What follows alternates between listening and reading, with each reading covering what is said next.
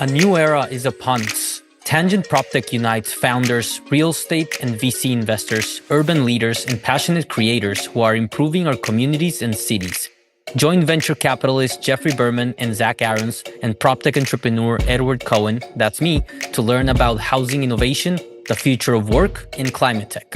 We examine these themes through interviews and conversations with PropTech CEOs, real estate owners and operators, and venture investors, and how we can leverage tech and collaboration to help solve the housing crisis, figure out the future of work, and how to decarbonize the built environment. If you would like to get your company's or organization's mission featured on Tangent, email us at tangentcommunity@gmail.com. Hi, I'm Edward Cohen. Welcome to Tangent. I'm Zach Aarons, not Jeff Berman. Welcome to Tangent. Jeff coming soon. Stay tuned. Today on Tangent, we have Ben Borton, co-founder of PodPlay Technologies, empowering sports venues to run spaces autonomously. Hi, Ben. Where does this podcast find you? Calling in from the West Village, where I spend my days. Beautiful. Ben, PodPlay has signed up more than 100 venues to its platform and is serving more than 400,000 players, making it the fastest growing tech solution in the pickleball market. But you didn't start there. PodPlay has been described as a platform that's redefining sports and entertainment venues through technology. Can you give us a quick overview of what PodPlay is and what problem it's solving?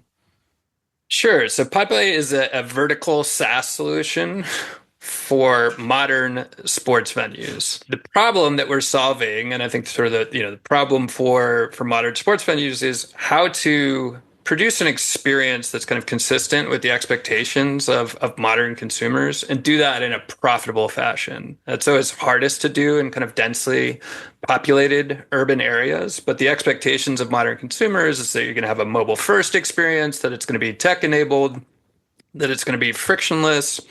But you want to deliver that in such a way that it's going to drive more revenue for those clubs and decrease costs. So we look at our sort of target market as anybody who's operating an experience in a physical space that requires a reservation, where that experience could be augmented by video and social and would benefit from a reduction in labor costs. And that there's a lot of things that qualify in that space. Lots to unpack there as well, both how it impacts office owners, but also commercial real estate owners and operators looking to, creative ways to use their space. So PodPlay, you guys combine reservation systems, video replays, automated scoreboards, and payments into one platform. In one of your recent blog posts, you mentioned how PodPlay reduces labor costs by up to 93% compared to industry benchmarks. Can you share a little more on the secret behind, what's helping you achieve such drastic cost efficiencies and operational efficiencies? The blog that you were referring to, we were kind of did some work based on a blog that was put out by Andreessen Horowitz. They were looking at vertical SaaS from an AI perspective. They did an analysis looking at NAICS code, so 620 industries. They looked at kind of revenues in each one of those industries, and then the percentage of revenues that was going to labor. Category that we fit in is sports and fitness centers. And if you look at that industry, there's roughly 32 billion of revenue and a bit more than 10 billion of labor costs. So labor's running at 32% of revenues for sports and fitness centers. The thesis of their piece was, okay, if those businesses are spending, say, 5% of revenue on software, that's a mildly interesting business, but it's not necessarily a venture scale business. If software or technology can replace labor, now you've got a $10 billion TAM there. And so the thesis of the piece was like, if software becomes labor, then there are a whole new set of businesses that become venture scale in a vertical SaaS world. So that was the thesis of their piece. Now, we're not primarily an AI-based platform at this point, but we have pioneered this autonomous operating model. And the key unlock there is getting rid of kind of front desk staff, right? You have in a lot of sports clubs, you have somebody sitting at the front who's checking people in. That is, we would say from a kind of cost standpoint, is a little bit of a dead weight. So if you can do away with that and sort of substitute technology, and sort of there's a labor arbitrage here as well. We have a monitoring team that's based in the Philippines two things become possible if you can do that. One, you can stay open more hours. So you're actually driving more revenue by increasing your capacity, because one of the constraints in terms of staying open with sports clubs is the labor component. If you're not having a bunch of utilization, having somebody kind of sit at a front desk and watch a space that's not getting utilized is not very efficient. But if you have a very, very low marginal cost to stay open, now staying open those extra hours, the revenue that shows up in those extra hours falls directly to the bottom line. So it has the impact on capacity at the same time that it's reducing labor costs, right? So that you're working on kind of both sides of the profitability equation. And if you can pull those two things off, you now have new businesses that become possible. There's a lot of sports clubs that kind of have outdated models, whether it's a country club model or models that are highly dependent on kind of food and beverage to make margins. And if you can do something about this labor component, then there are a whole host of new things that become possible. So that's just put some numbers around it. We started as a venue operator, so we have a bit of a kind of a unique path to our vertical SaaS business. We, like say, sort of built by players for players. So we were solving our own problem. We're basically kind of running that AWS playbook where you build infrastructure for yourself. Once that infrastructure is really kind of world class, then you start licensing it to others. So our initial operating business called PingPod. I think Zach's familiar. He's a customer. Maybe he can kind of speak to his own experience there. Rabid PingPod customer here. Rabid. Love it. Rabid as in you can't get enough of it, or rabid as in you were asked to leave from the last session? Both. I was foaming at the mouth in an argument I had with my son. But again, they offer instant replay. So even if there's an argument about who won the point, there's always the instant replay. They even have robots in there feeding ping pong balls to people now. If people haven't checked it out, they have coconut water that you can drink. I mean, you got to pay for all this stuff. But it is so cool. And to Ben's point, these facilities operate at an extraordinarily high level of service. But the only human being that ever goes in there that's not a customer is the person who cleans it.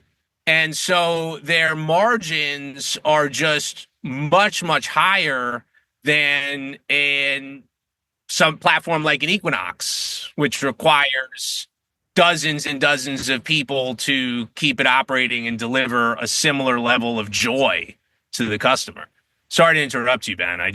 Once you mentioned that I was a customer, I just had to talk about my personal experience now dating back many years. So we have to hear who won the argument, you or your son. He always wins. He's a very strong ping pong player. He's very into it. And I'm actually thinking of shipping him off to China as soon as possible, actually, to go to a ping pong boarding school / military academy. I think it'll be very good for his development. Sounds like it will be strategically good for his development and for geopolitical reasons that we don't have to get into right now. Yeah. Let's keep geopolitics off the table, pun intended. Summer 2022, when I was walking by Chinatown in New York City, and then I see this flashy yet professional looking venue on a second floor, pink, very pink. And it turned out that it was PingPod, how PodPlay and Ben got started in the sports venues. And I couldn't believe the experience that I did not have a single encounter with another human. I thought it was purely because of COVID reasons, where I was able to reserve the table. I was able to access the venue on the second floor. So wink at commercial real estate owners and operators with less desired or undesirable spaces, either underground or second or third floors of odd locations where, it's a destination. I'm willing to go for PingPod, to locations that I otherwise wouldn't, because the experience, including the water that I did buy and I couldn't, I triple checked the cameras that I was like, can I just take this or am I supposed to scan it with the app? Anyway, the experience from start to finish was so automated, and this was already 2 years ago. So I can't imagine how much progress you've achieved since then. Now, let's talk about the business case for real estate owners and operators. What type of spaces are ideal for PodPlay, and how do you approach evaluating these opportunities? we serve sports clubs. So I would say kind of the clients for us are anybody who's running a business that takes place in a physical space, that's experiential, that requires a reservation, that could be augmented by video and social and an elevated technology experience, and where labor in the traditional version of that model is a significant piece of the cost puzzle. So if labor reduction kind of makes something possible that wouldn't otherwise be profitably possible, then we're a pretty good candidate for kind of helping that sort of club. Now, kind of where is that felt most acutely? We see it most acutely in dense urban spaces. So if we go back to kind of the ping pong example, the original kind of PingPod idea was we looked at the kind of state of play for ping pong in New York City in 2019. At one end of the spectrum, you had kind of a large entertainment destination called Spin. They're great at what they do. It's food, booze, ping pong, corporate buyouts, things like that. At the other end of the spectrum, you had kind of, basement dojo clubs, not really visible for various serious players. And there was nothing really in between those two options. And the reason for that is just purely economic. So rents are relatively high.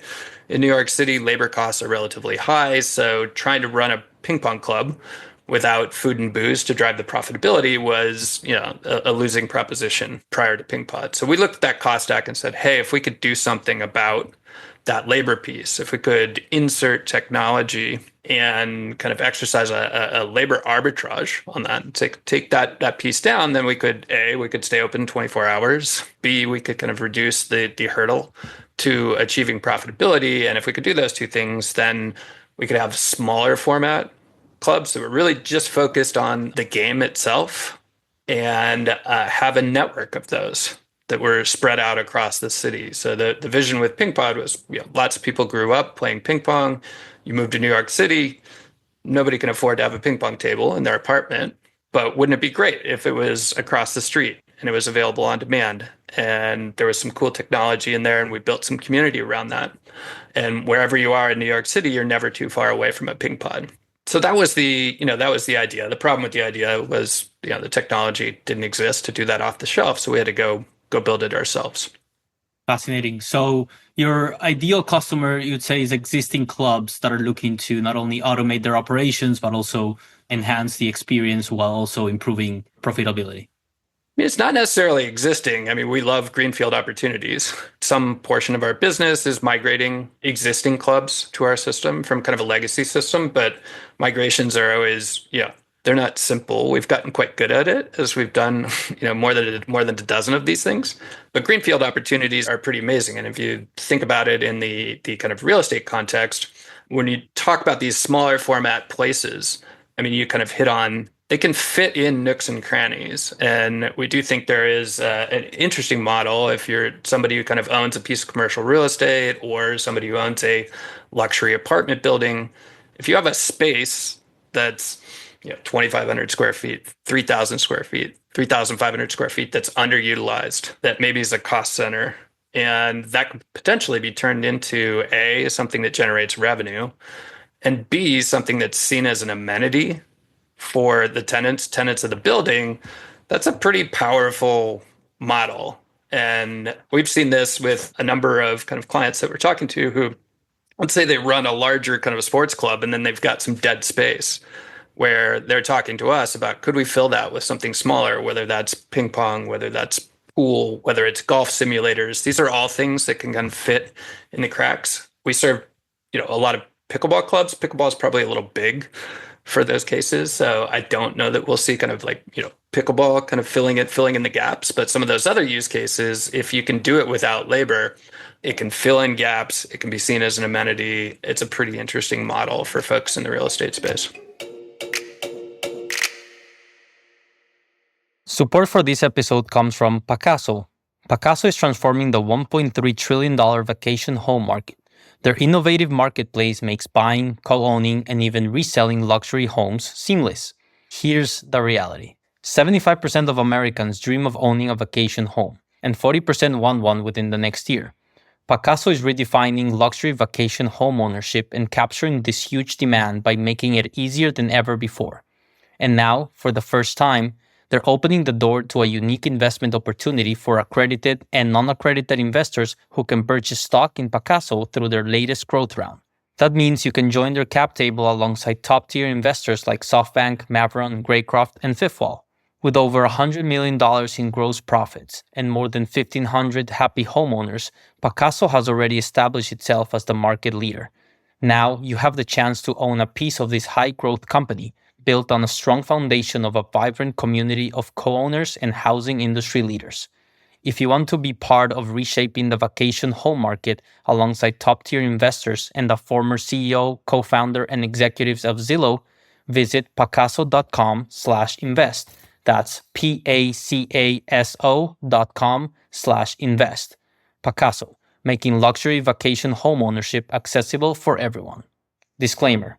Investments in Regulation A offerings are speculative, involve substantial risks, and are not suitable for all investors. Read the offering circular at pacaso.com/invest before investing. Past performance is no guarantee of future results. Please consult your financial advisor before making any investment decisions. Just going back to my first ever job at a startup, Minute Media, shout out. The moment we had no perks, we had a wonderful community, but the moment they added a single ping pong table to our office, it immediately not only increased the time spent in office, but also increased, just camaraderie, improved the company culture.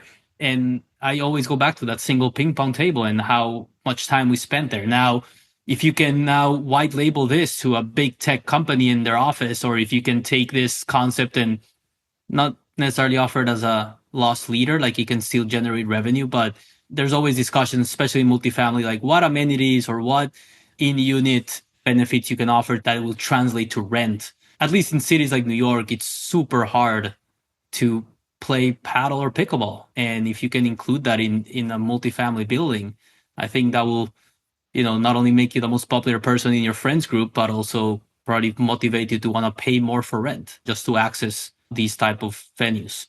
Yeah, I think the interesting nuance from our side and thinking about it is you can provide that as an amenity that's part of the building, right? And then you as the landlord have to operate that. You have to do the upkeep. You have to manage that. And I think there's probably a pretty good history, and Zach would be better placed to comment on this than I am, but we have a game room, we have a pool room. Sometimes they become dilapidated if there isn't a booking system that's associated with it. Nobody's really responsible for it. Is the upkeep really there? So the kind of way we envision this as an amenity is it's actually a business running within it. So it's professionally managed. Somebody has the right incentives. It's not just an amenity for the building. It doubles as an amenity for the building. And generally how you would do it is if you're operating within a bigger building there, you have kind of a discounted membership that anybody in the building can kind of access that discounted membership. Great for the club operator because they have a built-in audience, built-in community. Let's say there's 1,000 people in that building that have that membership. It's like having 1,000 members to start out with before you even attracted anybody from the outside. From the operator standpoint, that is very attractive. And we've played around with kind of a model from a rent standpoint that's sort of, call it a rev share with a minimum. So you go to the landlord and say, hey, you've got something that's a cost center. Can we turn that into something that's generating revenue for you?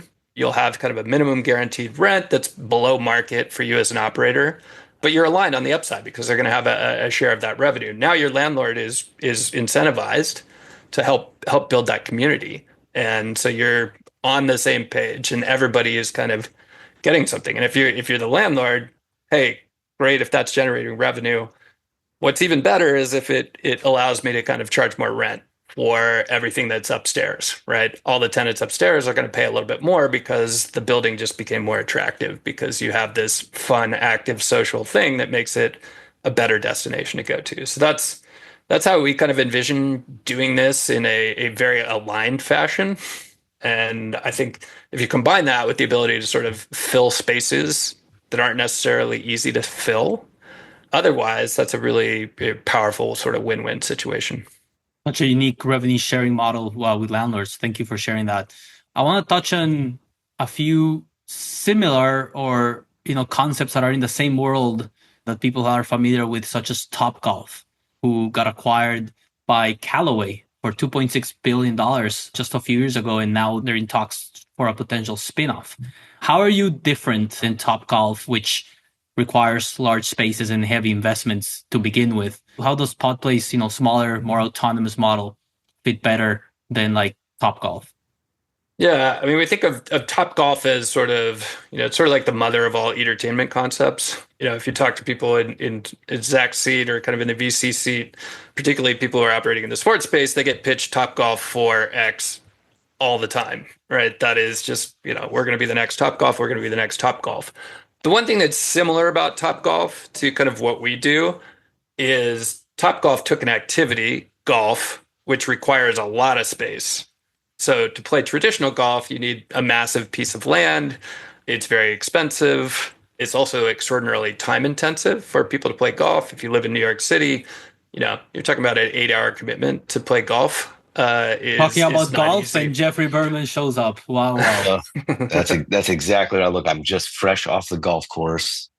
I played a quick 9, shot a 350, which I think is pretty good. I'm an elite athlete. Ben, you don't know that about me, but the only person here who can beat me in tennis is nobody. Zach is a terrible tennis player. Edward doesn't even know how to pick up a racket. Let's go. How's your ping pong? Horrific. And by the way, Zach is a tremendous tennis player, and I probably couldn't even win a point from him. There's only one way to find out. You got to get on the court. I was in the Cayman Islands, and I played on a surface that was like bath mats. And I'd never played on anything. If you ever go into like the shower space in a public pool, it was like a grid plastic bath mat, and the ball bounced very strangely. And I'd never played on this surface before, but now I can confidently say I'm one of the best bath mat players in the world or at least one of the most experienced, because I played every day when I was down there and I got the hang of how it bounced. But I can't say I'm going to recommend it for any professional tournaments. It was quite odd. Just thought I would share that. I think I know what you're talking about because Brookfield Place down in the financial district had the same surface outdoor as a pop-up. And me, as a traditional tennis player, refused to set foot in such surface. Nothing against Brookfield Place, and I love the fact that they are including pickleball in their amenities, but that surface is not for everyone. So kudos for you for mastering it. Yeah, no, I mastered it for sure. So what are we talking about? We're talking about Topgolf. How many balls did you lose in Topgolf last time, Jeff? I think I've only been to Topgolf once, but you know what's interesting? So one of my portfolio company founders, this guy Thomas Wale from Unicast, he somehow got an allocation in the new TGL league. Do you know what this is? The indoor league from Tiger Woods? Yes. So I'd never heard of this. He's down here in Jupiter, and he went to some, he put in a token amount. It was he knew that one of the VCs that was going into it, and it's amazing that this game. How old is this game? Is the game of golf? Hundreds of years old, something like that. Whatever. 15th century. The origins of golf are debated, but the modern game is generally thought to have originated in Scotland in the 15th century. So this is 600 and something years, and there are still iterations of the sport that can be had. AI is amazing. Yeah, this league is fascinating. They play on a simulator until they get, I think it's like 60, 70, 80 yards out, and they do their chipping and their putting on a real indoor course. There was just a huge article about it in the Wall Street Journal. It'll be fascinating to see if TV viewers, live viewers are actually interested in tuning in to watch one of these matches. I think one of the appeals is they only take 2 hours as opposed to watching a traditional round of golf, which I think is like 4.5 hours. But the first ever course, Jeff, I'm surprised someone of your pomp and circumstance hasn't played there, but the oldest course in the world is the old course at St. Andrews. And I dare say, where my lovely wife Camilla went to college, and I was fortunate enough not to play at the old course, but I played at, it's called Jubilee Course, which is plenty old. I think it's from the 16th century instead of the 15th century, but it was a very special day. But I'm shocked you haven't played the old course, Jeff. That is a blemish on your prestigious resume. While you and I are basically twins, one of us is elite, one of us is very blue collar. I am the blue collar version of Zach Yes. Aaron's. That's what And I think of when I picture you in at your manse in Newport is a real working man's working man. I dare say calluses on the hand from lifting the bricks of sand and the sports of every man. Like, name some sports because I don't really follow any sports. Name some sports quickly. Somebody, sports. Football, American football. Well, PodPlay does have now, what is it, up to 7 verticals, and those are all sports plus dog washing. Yeah, it's 10 experience verticals at this point, including golf simulators, which is an interesting use case. Can you explain to me what pod play is? Because I'm late. I'm 30 minutes late. I could not get off the call I was on. I was like, hey, I've got to go. Zach Aaron's is waiting for me. Edward, I love you. And Ben, I don't know you, but I'm sure you're awesome. But when my brother from another mother, maybe the same mother, was waiting for me, I got to go. And they wouldn't hang up the phone. So PodPlay is a vertical SaaS solution for modern sports venues. We do everything from kind of reservations to events to memberships to payments, all integrated in one kind of mobile first branded app. And then we integrate that with hardware components or hardware enabled features like video replays and digital scoreboards. And then a subset of our clients are operating in what we call autonomous mode, so without staff. And that is, we have integrated door access. You can use your phone to kind of access the space. We have cameras inside the space. You have a monitoring team in the Philippines. So there's a huge kind of labor arbitrage or labor replacement play. And we're really starting to see that model take off. We pioneered that model in our operating business, which is called PingPod. So we have 20 autonomous ping pong clubs across the country. We're now servicing Pool, a brand called Sharks. We're servicing pickleball clubs that are operating autonomously. You have Gotham, which is in Hunters Point. You have Goodland over in Greenpoint that's operating autonomously. We have our first golf simulator club in New York City that's operating autonomously. It's called Ready Golf Club. It's in the East Village. And we are servicing, well, soon to be servicing, an autonomous dog wash on the Upper West Side called Max and Fluffies that's going to open up later in January. Wait. An autonomous dog wash? How does that work? You have a space that you can access, same sort of thing from kind of a door access space. But the human goes in with their pet, and human goes in with their pet. Yes, I they thought bring you their meant like, oh, I drop off my pet, and all of a sudden some robot says, "Hello, Fritz Hansel. Welcome to your terror dome. Get a wash." That's V2. V2, the robot washes it. But no, you go in with your pet to the facility. It's just there's not another human working there.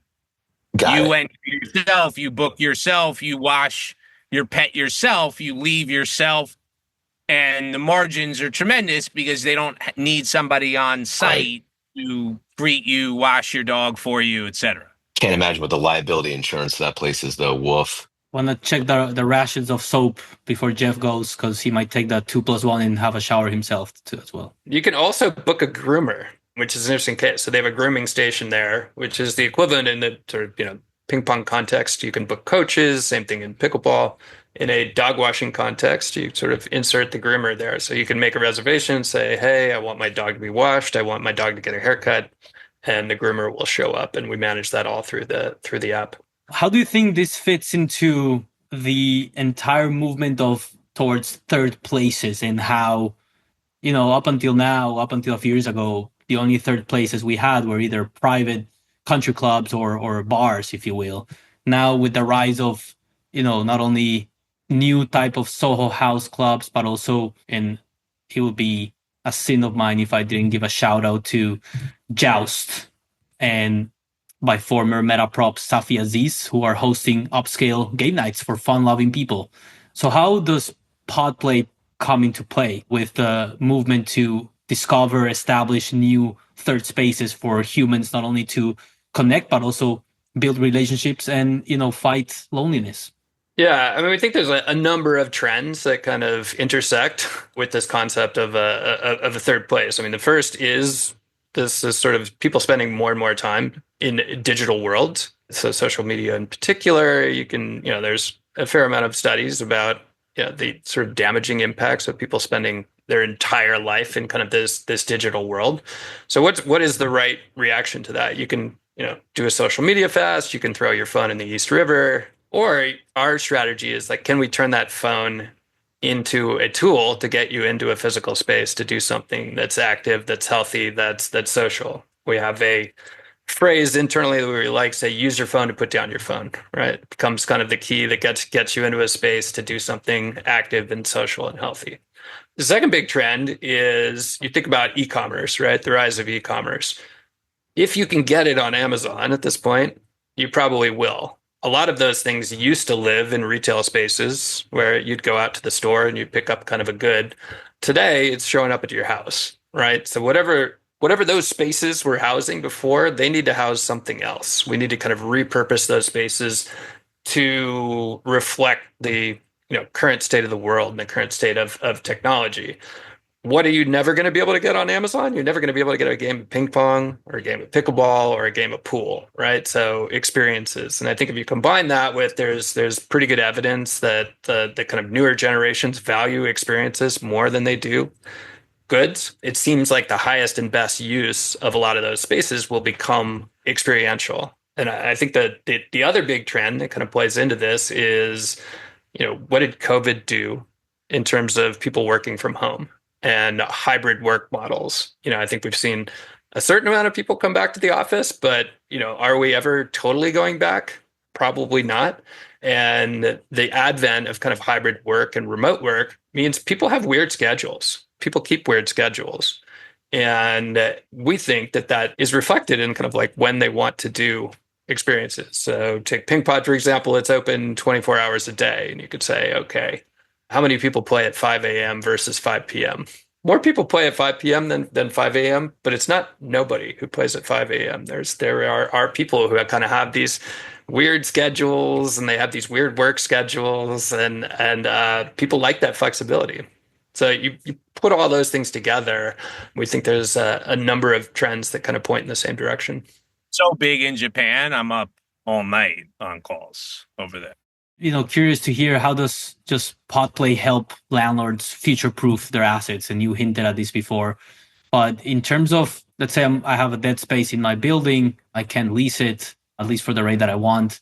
But if I also dedicate the space to building paddle courts, now I'll be locked into that investment forever, aka if my space will be paddle forever? Or how can landlords partner or think of PodPlay's model to set their spaces to be future-proof, aka dynamic, and to be able to change them if they need to or if they want to?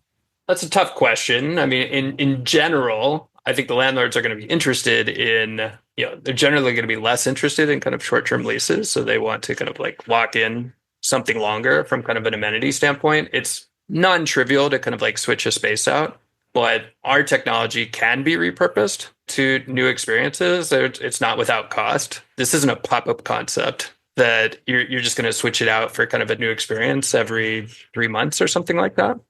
But I see it in terms of future-proofing is, are you aligned with kind of where the culture is going? Are you aligned with the way that consumers behave? Are you aligned with kind of consumer expectations, whether that's tech forward, digital first, on demand, all of these trends? Can you align with those things? And the desire to have IRL experiences, I think, one of the kind of lasting after effects of COVID is, we really do have that desire for connection. We have kind of a greater emphasis on those real life experiences where we can kind of connect with people.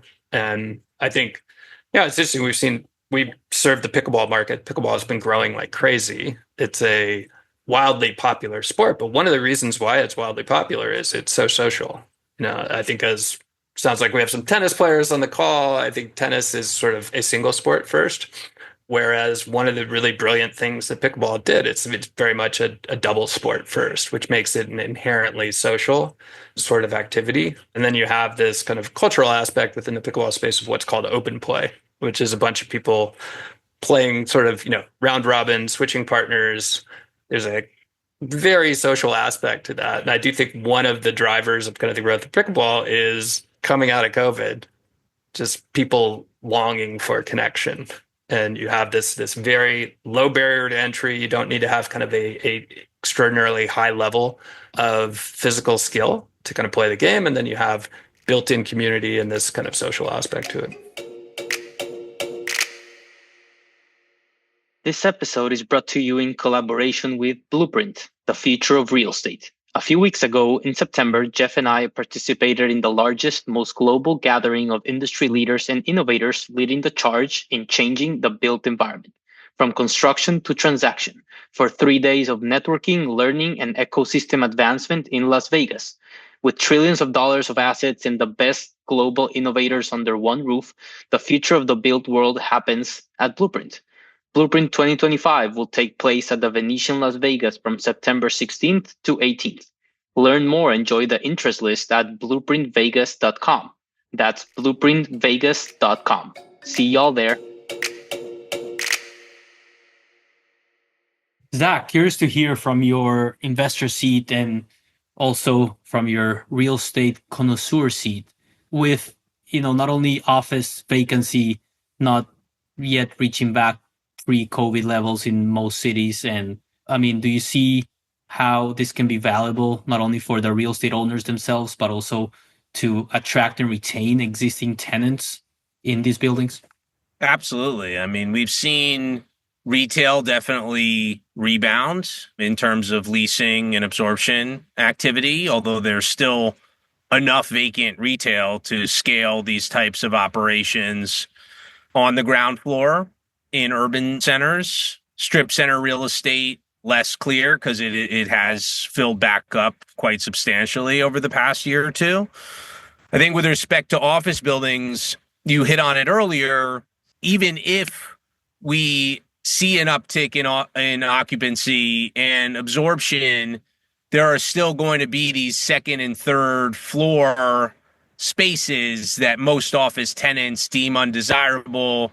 They're too close to the street, but they don't have the benefit of retail, but they're noisy. They don't have any views. They don't have any light. This type of vertical retail, if you travel in Asia, is very common. It's very common to see retail type concepts on the third, fourth, fifth floor of one of these buildings. Here in North America, less so. I think you're going to see more of that.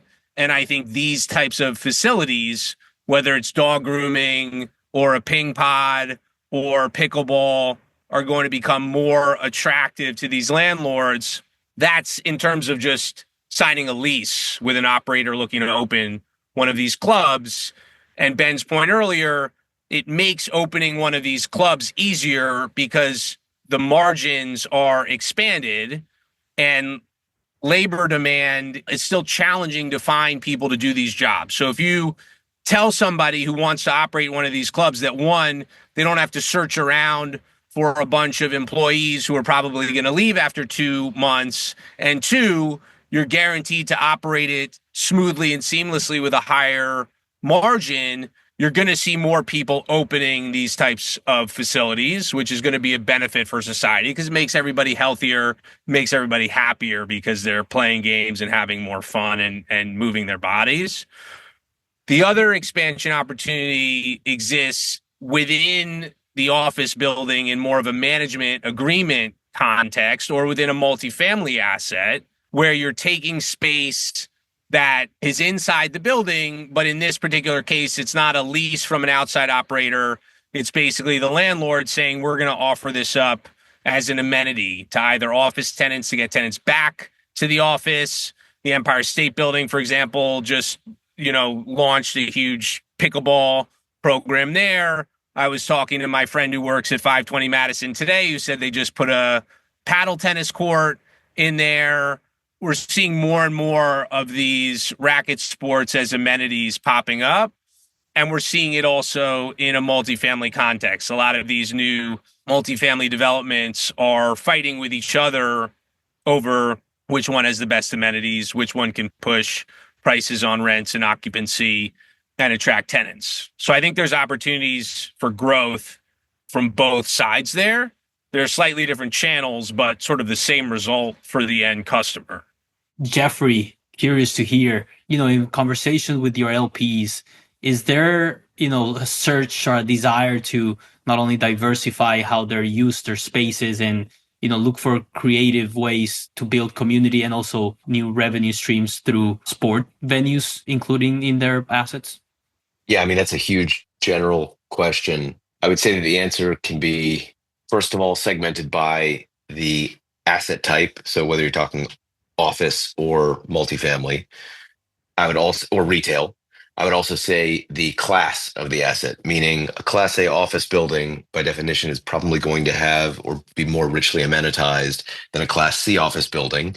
And a Class C office building that require or would need the amenities to compete with a Class A likely doesn't have the budget to spend. So to the extent that technology could create an opportunity to have amenities that a Class A building would have, but without having to spend the capex in order to have those Class A amenities, that could be incredibly interesting. I think let's elevate the question, which goes back to how people are utilizing space and how the change in work dynamic, meaning how many people are going in office versus staying in home, and that which also affects like the amenities that people are putting in their homes, that the condo developers or multifamily owner operators are putting into their buildings. And again, this all goes back to the mighty dollar and considering the interest rate environment, the expenditure necessary to put those types of things in. So it's a much larger question. The answer, I think, overwhelmingly is yes, right? Like anything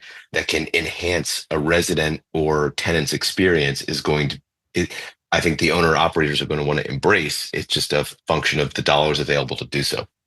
Absolutely. Shifting gears a little, but something you told us backstage is that, you're the autonomous operating model for commercial real estate space, while a recent IPO, ServiceTitan, is the operating system that powers the trades or tradesmen. Not only they had a successful IPO valued at $9 billion a month ago, I wanted to know, what similarities do you see between PodPlay and ServiceTitan in your business model and your go-to-market strategy, for example? This is one of our ambitions, is to be to sports venues what ServiceTitan has been to the trades. And interesting to me, kind of reading the S1 and pulling out some of the language and seeing the similarities in terms of how we talk about what we do and how they talk about what they do. I think one of their taglines is "Born in the trades, built for the trades." You have these people who kind of grew up in the trades business. And when we launched PodPlay, our initial blog launching PodPlay was called "Built by Players for Players." And I think there is, when you're building true vertical SaaS solutions, you really have to have empathy for the businesses that you're building for. And there's no better way to have empathy than actually to have operating one of those businesses. So the fact that we've operated 20 plus tech-enabled venues, we think it gives us just a really strong competitive advantage in building for these spaces. I think that the second piece is that's interesting is building digital tools for things that happen in the physical world is another similarity. I think in the software world, people are always more attracted to the purely digital solutions because you can, in some sense, you can escape the constraints of space and time. And, there's the attraction of kind of infinite returns and very low marginal cost.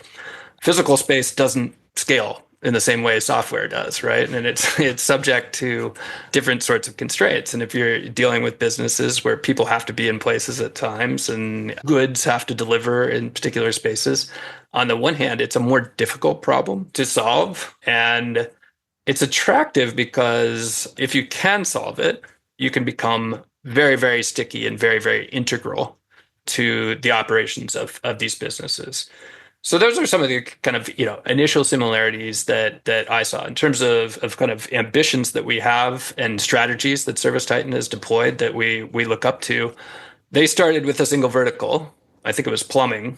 Correct me if I'm wrong, right? So they started serving plumbing. I think at this point they serve as many as 10 trades. We started with a single sports vertical. We started with table tennis. Now we're focused on the pickleball market, and a bunch of other experienced verticals have found us. So there's a natural path in terms of kind of increasing your TAM by finding your way to kind of adjacent markets. The other piece that's interesting in terms of how they've grown their business is like, do you grow the number of customers you serve, but do you also grow that kind of average contract value? So I think if you go back to the beginning, the average contract value for ServiceTitan was probably like $5,000 or $10,000. You look at the S1, it's $77,000. I think 8,000 clients, 77,000 ACV, that gets you to kind of like mid 600s recurring revenue. Today, our ACV is around 11,000. Is there a path for us to kind of increase that ACV over time as we can take on more and more functions? Absolutely. So that is what we're big followers of Tidemark. I don't know if you read Tidemark stuff, but they're very good and they've written very deeply researched case studies as well as kind of analytical frameworks on vertical SaaS businesses adding products over time. And it's really the sequencing, what is the most important, what moves the needle, what drives the most ROI. But you have this beachhead as kind of the control point for the business. We build software. It's for sports clubs. It's how they interact with their end customers. It's how they take payments. It's sort of a system of record. So it's a very integral piece of the business, and it's a great place to build from. So those were kind of our takeaways. Can you add more verticals? Can you increase ACV? How do you do that in a smart fashion? And then what is particular about building software and technology for the physical world? I mean, I'd be interested to hear kind of the thoughts of others on the call about this. I mean, this is probably kind of a watershed event for the prop tech space. Jeff just backed Sense, which is a super interesting business that's SaaS for laundromats and dry cleaners. There's successful businesses like Slice for pizza shops. There's Squire for barbershops and hair salons. I think people constantly underestimate how large these addressable markets are to their own detriment because they're quite large. People also underestimate how complex the intricacies are of operating these types of businesses. And so why can't Toast or Square do what Slice does? It's because there are specific intricacies, idiosyncrasies, peculiarities associated with operating a pizza shop that are not necessarily the same, right? And so they're consistently opting for Slice. Similar, I would imagine, Jeff knows better than me, but for laundromats and Sense, right? They can operate their business using Square or some other just point of sale system or some other scheduling SaaS tool. There's clearly something specific about that software that's causing that business to grow its customer base. And I'm always fascinated by that. I have to jump in a minute, so I need to do my collaboration superpower because it's a fucking doozy. Yeah, that's what we're here for anyway. Collaboration superpower. Zach, go ahead.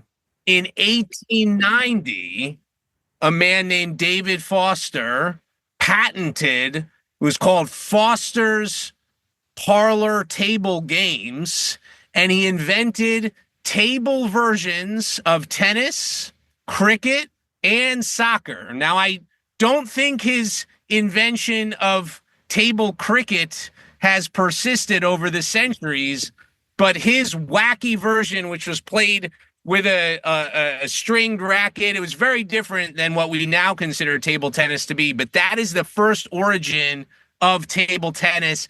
This guy was a visionary. He was a visionary in the way I like visionaries because he didn't have an original idea. He took existing games and shrunk them and put them on a table. And I love that as innovation because it doesn't require a genius to do it. It just requires someone who thinks a little bit outside the box. So for someone with limited intellect, I'm going to throw a penalty flag. Yeah, I'm going to throw a penalty flag at that collaboration superpower. Yes, and you're going to have to wait until you hear and listen to the podcast to hear why. But everybody else will hear it actually they'll hear it at the same time you do. I've never gotten a penalty flag. This guy, David Foster, Jeff, you would be lucky to have worked with David Foster. And also, maybe this is a coincidence, maybe not, but one of the greatest writers of all time about racket sports was named David Foster Wallace. Wallace, yeah. Indeed. So the penalty flag stands.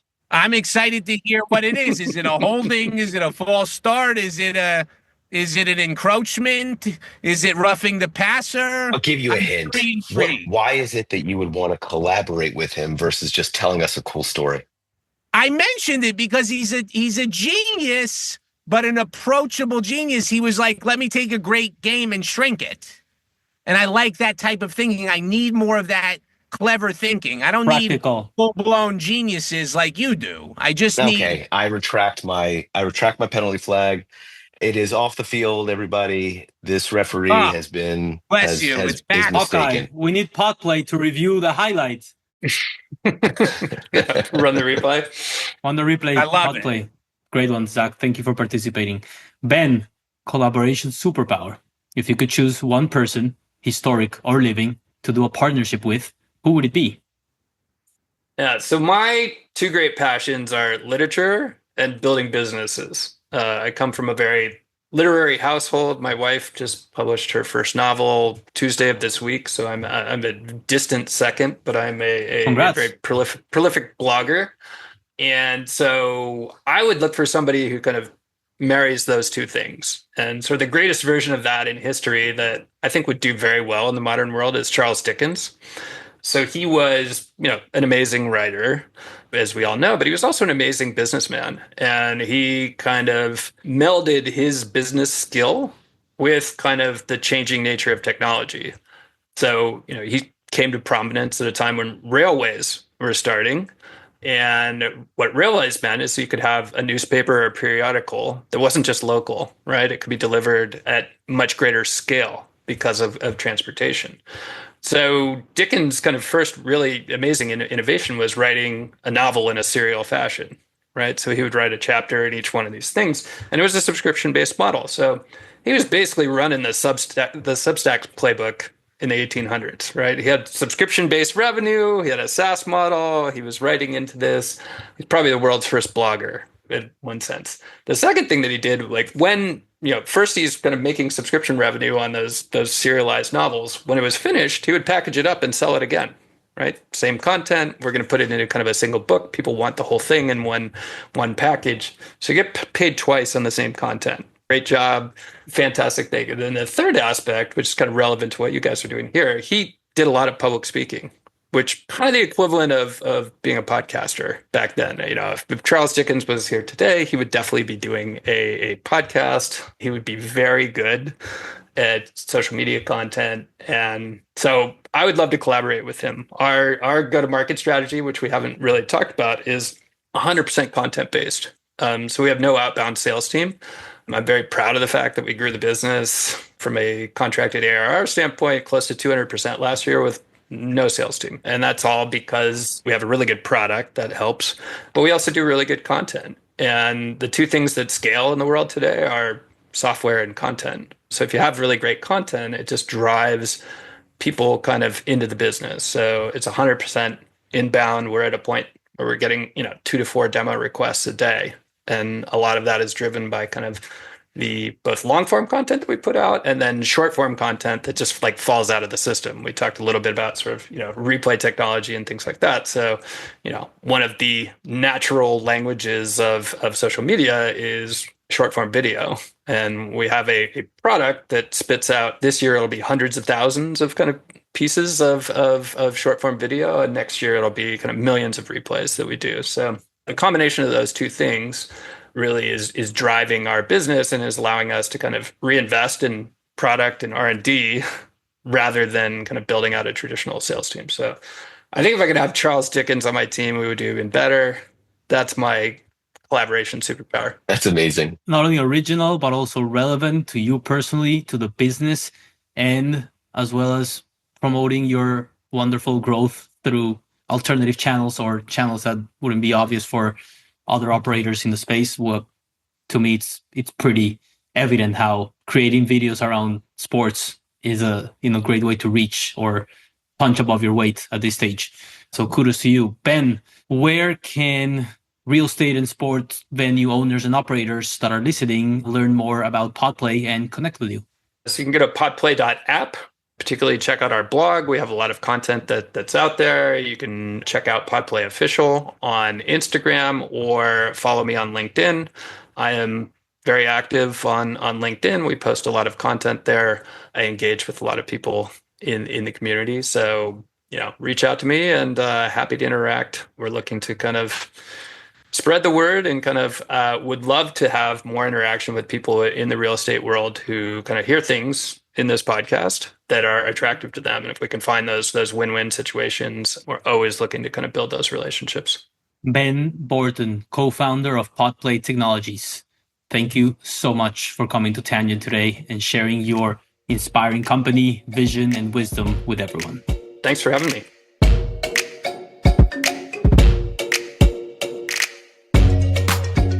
If you like what you heard, please subscribe, rate, and review Tangent, and share the show with a friend. This episode is produced by me, Edward Cohen.